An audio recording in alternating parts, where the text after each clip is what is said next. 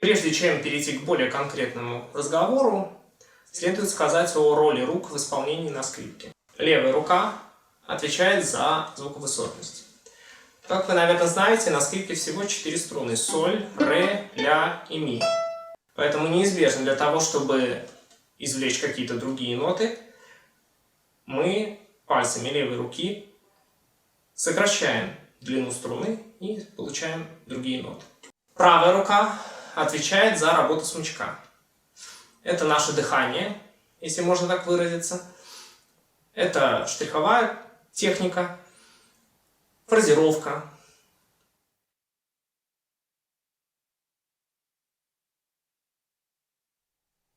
При исполнении на скрипке мы пользуемся только 4 пальцами: указательным, средним, безымянным и мизинцем. Начнем с простейшего звукоряда, как юные скрипачи. Соль, ля, си, до, ре. Как вы видите, 4-й палец играет ту же ноту, что и следующая открытая струна ре. Ми, фа диез, соль, ля, си, до диез, ре, ми, фа диез, соль диез, ля, си. С этого расположения пальцев начинает учиться любой скрипач. Но, разумеется, этим возможности не ограничиваются. Например, если первый палец поставить близко к порожку, то мы получим ля бемоль. Соль, ля бемоль, ля, си бемоль, си бикар, до диез, ре, ми бемоль, ми бикар, фа диез, соль диез, ля. Ну и так далее. Положение левой руки при игре на скрипке называются позициями. Они определяются по первому пальцу. Например, на струне ля. Это первая позиция, нота си. Дальше от до или до диеза пойдет вторая. От ре или ре диеза третья. От ми четвертая. От фа диеза или от фа бикара пятая. От соль шестая и так далее до самого конца грифа. Начиная где-то от 7-й, скрипачи уже не считают, какой номер позиции. Изначально позиции придуманы для того, чтобы расширить звукоряд. Например, когда нужно сыграть такой пассаж, то, как вы видите, мы будем делать целых 2 перехода, чтобы добраться до фа диеза 3-й октавы.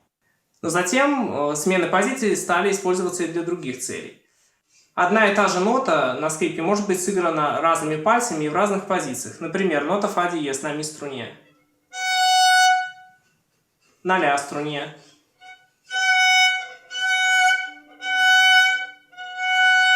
на ре струне,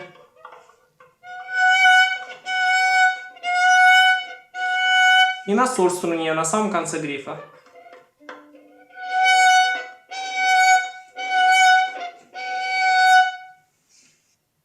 Одна и та же нота, сыгранная на разных струнах, звучит по-разному. Этим свойством пользуются многие композиторы. Например, секвенция Берио начинается с ноты ля, сыгранной на разных струнах.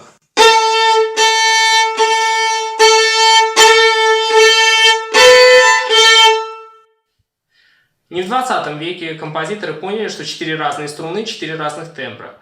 Например, Бах в соль минорной фуге пользуется этим принципом, излагая тему и ответ.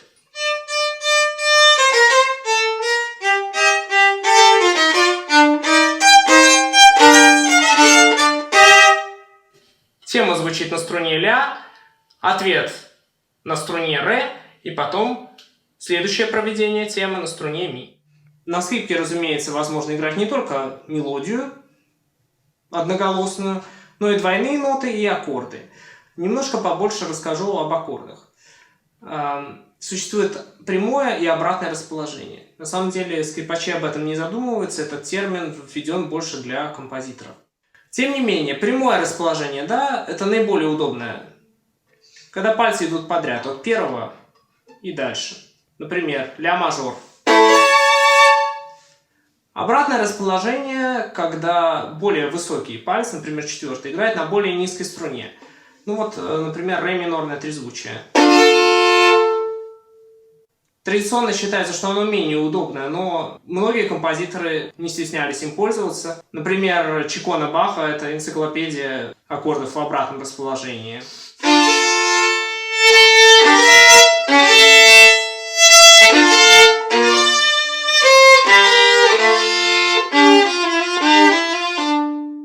Следует отметить, что аккордовая техника — это не только одновременное взятие 3 или 4 нот, но такой же принцип в левой руке используется при игре, например, бариолажей. Как видите, зажимается барре, и на основе этого уже играется вот этот кажущийся виртуозный прием. На самом деле он очень легко исполним. В случае с аккордами встречаются и нестандартные решения, как, например, в чеконе Баха, где в конце первого раздела есть большой эпизод, основанный на аккордах и бариолажах. За счет просто того, что на нужной струне оказывается нужная нота, Бах выделяет мелодические голоса.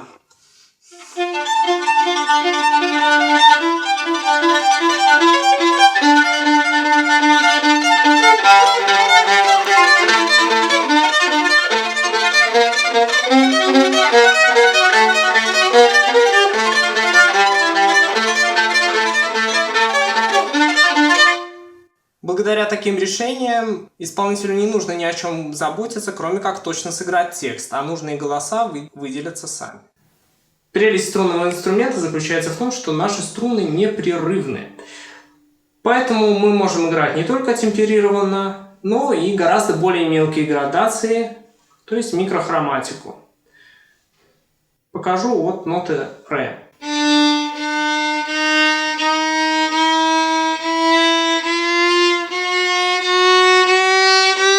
И, в принципе, возможно гораздо более еще мелкое деление, вплоть до, собственно, ровного глиссанда. На скрипке возможны как темперированные пассажи, так с таким же успехом можно сыграть и нетемперированный микрохроматический. Несколько слов хочется сказать о растяжке. Стандартное расстояние между первым и четвертым пальцем на скрипке — кварта. Например, на струне ля — си, ми. Но для скрипача, особенно с крупной рукой, это очень условные ограничители. От первого пальца можно сыграть и уменьшенную квинту, си, фа. И дальше чистую квинту, си, фа диез. И дальше сексту дотянуть.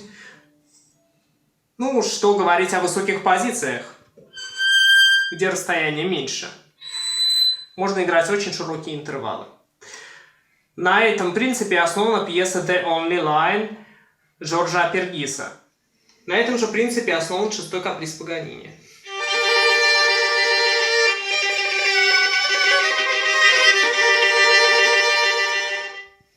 Когда мы играем в стандартной манере, то пальцы левой руки дожимаются до самого грифа. Но как только мы начинаем не дожимать пальцы, то звучат вот такие ноты. Это флажолет. Флажолеты бывают двух видов: натуральные и искусственные. Натуральные — это все флажолеты, которые берутся с открытой струной. Например, на струне ре.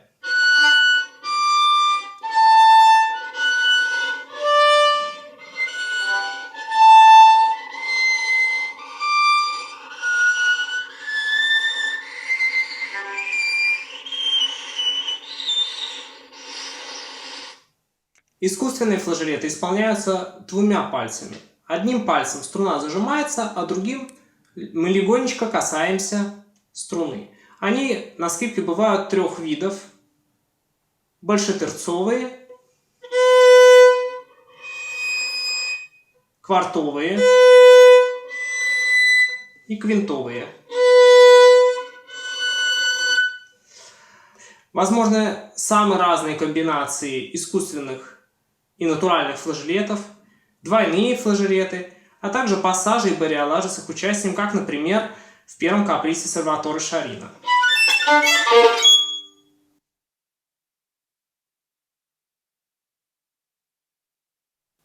У скрипачей есть 2 базовых штриха. Первый — это деташе, когда на каждую следующую ноту мы меняем направление движения смычка. Например,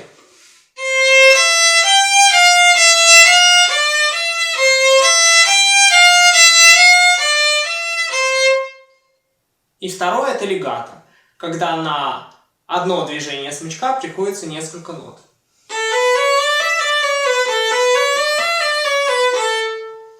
Оба штриха возможны в разных темпах.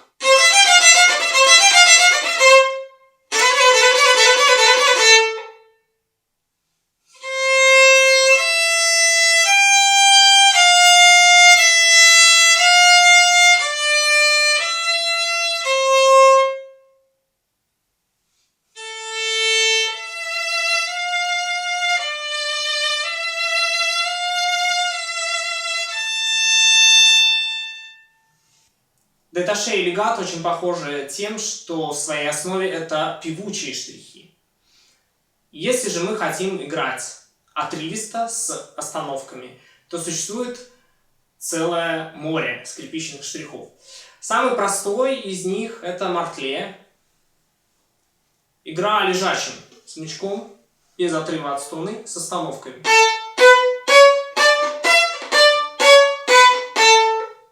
Близкий к мортле принцип используется, когда нам нужно сыграть акцент. Мы также цапаем струну, после чего отпускаем смычок, давая ему свободно провестись. Дальше идет целый класс прыгающих штрихов. Почему прыгающих? Потому что либо смычок отрывается от струны, либо, как говорят, прыгает трость. Например, штрих сатие. Его, как правило, начинают проходить раньше других. Если мы начнем играть очень быстрое деташе и отпустим кисть, то увидим, что начнет прыгать трость, начнет дергаться.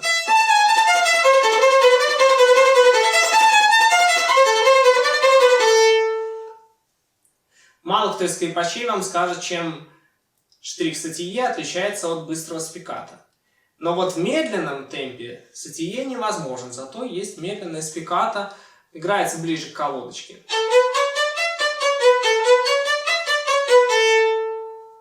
Штрихи сатие и спиката считаются производными от деташе. Как вы видите, на каждую следующую ноту мы меняем направление движения смычка. А есть еще штрих рикошет, который, ну, конечно, можно сказать, что производная от легато.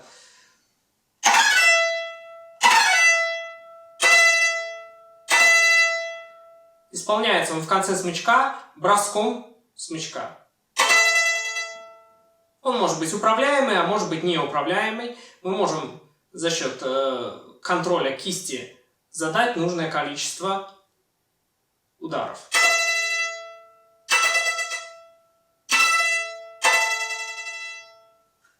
Сам по себе штрих рикошет едва ли не самый простой для исполнения на скрипке, но в сочетании с бариолажами, как, например, в первом каприсе Паганини, может представлять определенную сложность.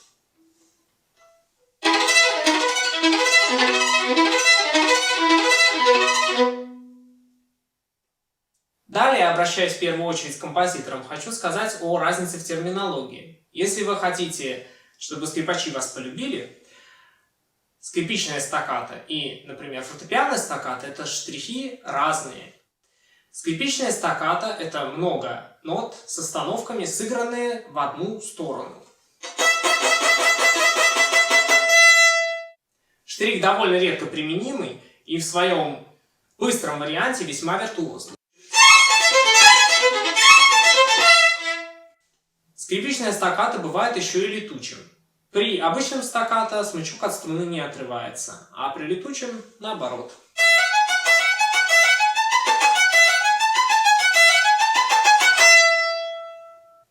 И, конечно, самое замечательное в технике правой руки, что мы можем сочетать разные штрихи. Да ладно!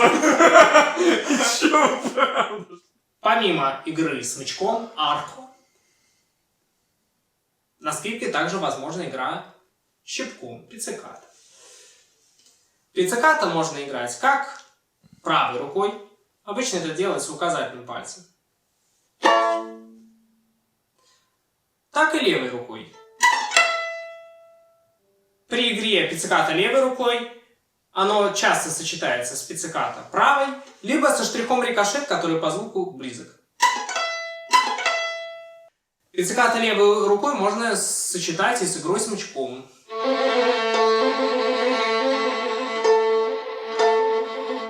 В виртуозной литературе немало примеров изложения таким образом даже мелодий. Также возможно гораздо более виртуозные варианты пиццикато правой рукой.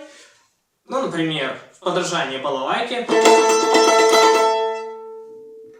Либо более изощренные варианты, когда можно двумя пальцами сыграть какой-нибудь тремоло.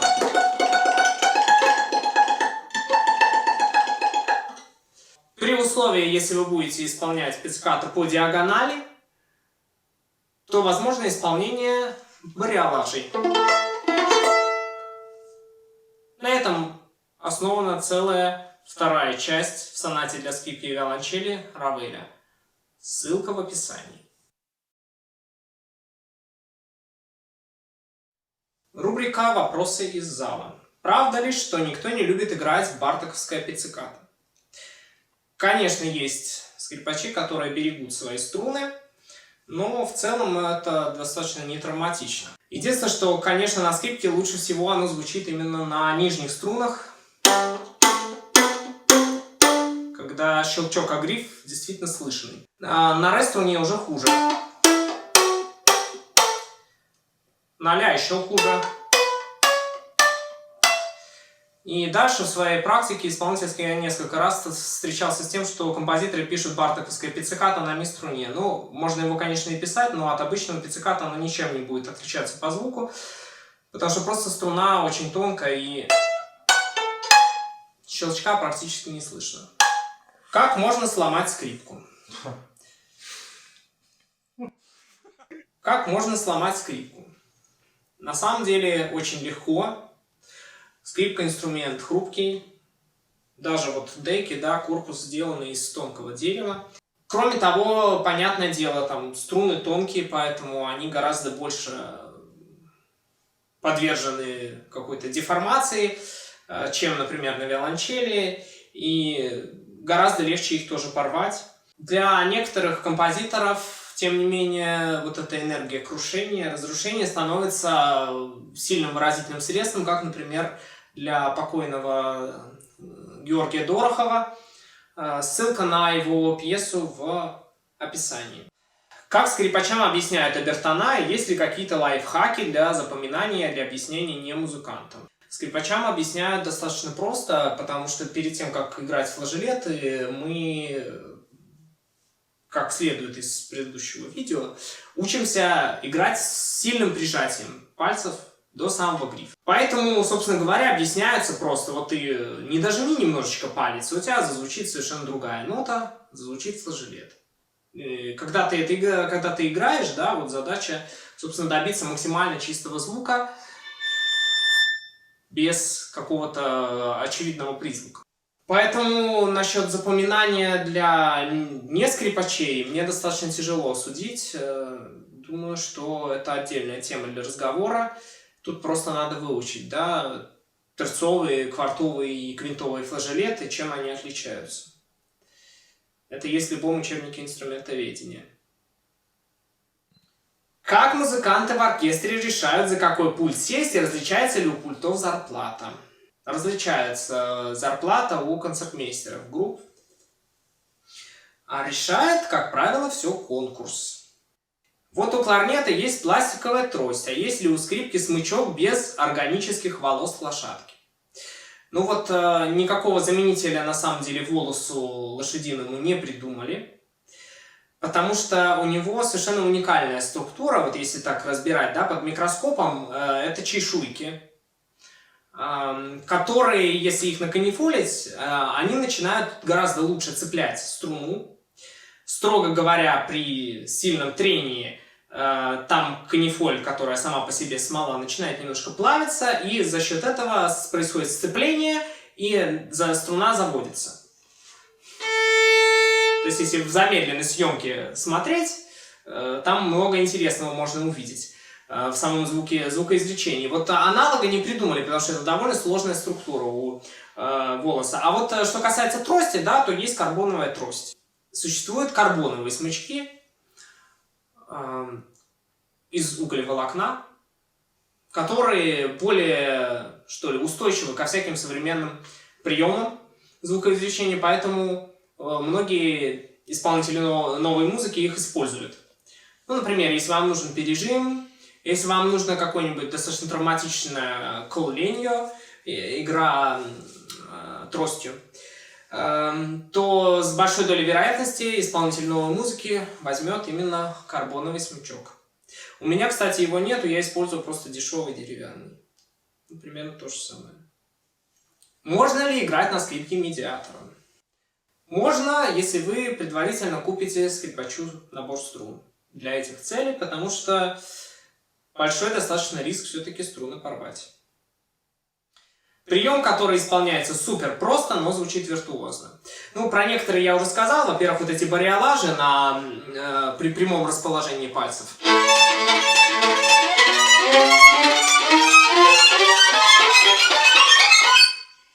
И, в принципе, то, что часто используется в виртуозной литературе. Например, для этой цели просто надо изучить какие-то виртуозные вариации. Например, композиторы романтики очень часто использовали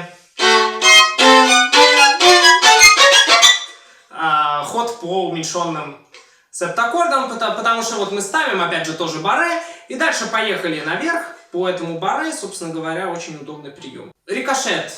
Если это, конечно, не первый каприз Паганини, а вот в таком самом простом варианте. Это один из самых легких штрихов все-таки для исполнения, поэтому тоже при должном умении можно создать впечатление очень большой виртуозности, при том, что это будет довольно легкое место. Что является более актуальным звуком в 2020-м? Сульт-таста или сульт-пантичелло? Что больше подходит для новой простоты? Я думаю, что и то подходит. Сульт-таста душевнее, пантичелло противнее, но в целом и сульт-таста хорошо.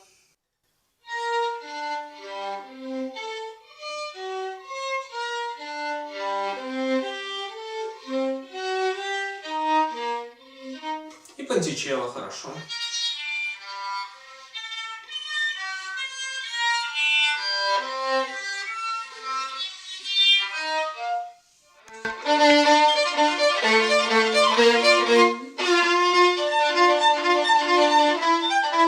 Так аккордом надо будет добавить.